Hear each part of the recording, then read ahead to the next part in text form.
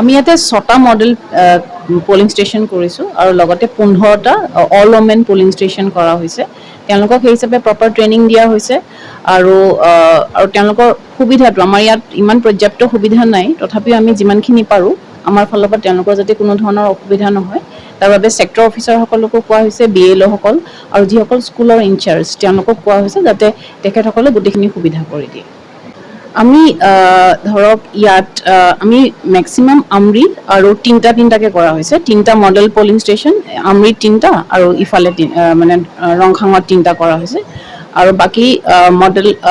PS for women's তাতে ইয়াতে আমাৰ ধৰক আমি ভাগ কৰি দিছোঁ, মেক্সিমাম আমাৰ ডংকাত আছে